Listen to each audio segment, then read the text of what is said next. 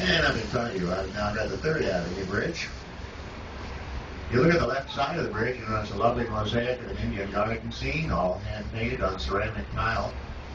Each individual tile painted in dates and other locations, but besides being a nice bit of artwork, historically, that is exactly what things look like, exactly where you are.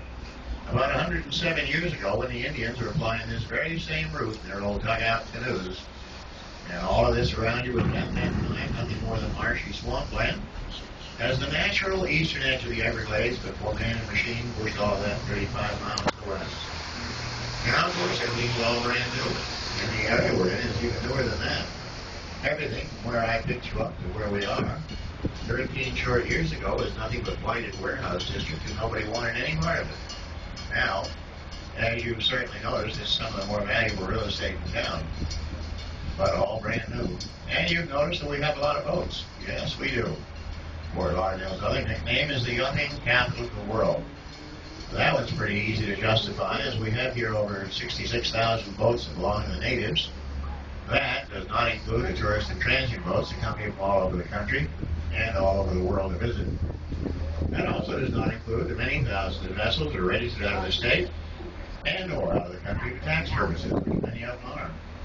So we have lots of boats. Fortunately, we do. The boating industry and everything that goes with it contributed over $8 billion to the Tri-County area last year, along with a lot of great jobs at a time when those were hard to find.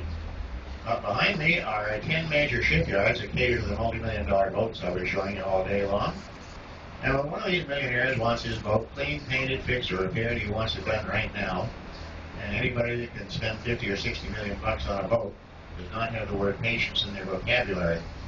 These things have all combined to keep the boating industry the second largest industry in the state of Florida. Second, according to you folks, tourism is what keeps us all going. Now, the first 2 tourists in town live directly in front of you in that green and white building behind the trees. That is the Stranahan House. It was built in 1903 as a trading post by Frank and Ivy Stranahan. At the time they moved in there, the population of Fort Lauderdale was 2. They were it. Frank Stranahan also operated a hand-pulled ferry across the river. His wife became the city's first school teacher, largely to Seminole Indians in the early years. We are also right now going over the only vehicular tunnel in the state of Florida going under a commercial waterway. Federal Highway Route 1 is directly underneath you, with the Riverside Hotel coming up on your left. Riverside is the oldest hotel in Fort Lauderdale, still engaged in the hotel trade. It fronts on beautiful Isola Boulevard, but on this side, as you can see, there's a dock. Yep, you can go to a hotel by boat. And directly in front